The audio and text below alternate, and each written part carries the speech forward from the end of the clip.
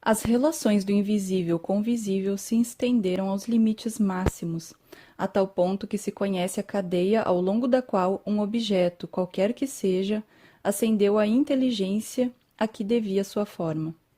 Deriva daí o uso de objetos de determinado tipo para canalizar a vontade em operações mágicas. Esses objetos serviam apenas como ponto de apoio para a vontade do adepto, a qual atuava como poderoso imã sobre a força universal. Um adepto não pode produzir efeito contrário à natureza, um milagre, pela simples razão de que tais efeitos não existem. Não sei como explicar isso sem citar as conclusões de Madame Blavatsky em Isis sem véu. Primeira, não há milagre.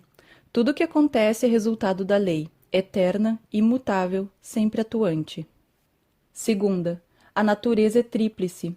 Há uma natureza visível, objetiva. Há uma natureza invisível, interior, energizadora. O exato modelo da outra e seu princípio vital.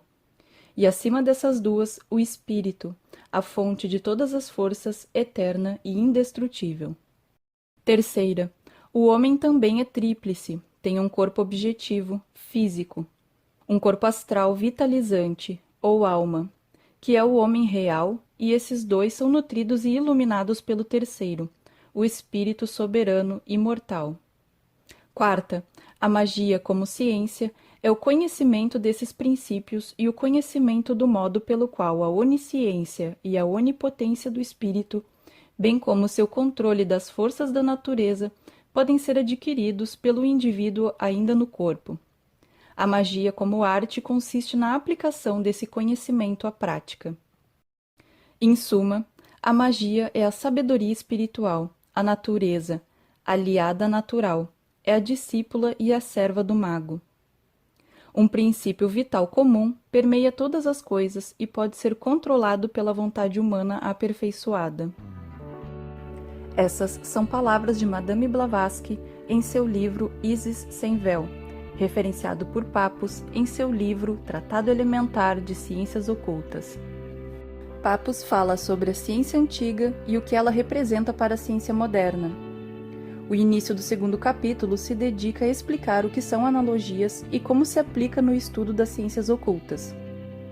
Lembrando que nós, praticantes de magia, usamos constantemente de analogias em diferentes métodos.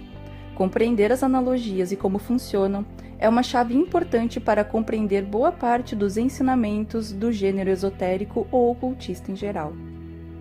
Para nós neopagãos, que reconhecemos um aspecto triplo em diferentes manifestações da vida e da divindade, o livro Tratado Elementar de Ciências Ocultas se dedica a explicar de onde veio o uso do 3 na antiguidade, seguido de um estudo esclarecedor sobre a linguagem dos números.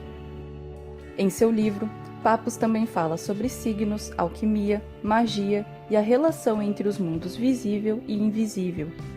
De maneira sintetizada, o livro fala sobre símbolos, o significado da pirâmide e o pentagrama.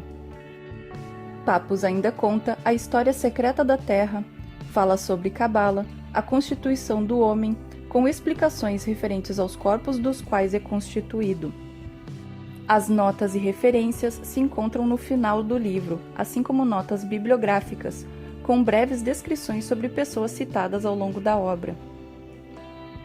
Esse livro é essencial para os que procuram muito mais do que um manual de receitas prontas. É um suporte para estudo e compreensão do universo, do ser humano e das ciências ocultas.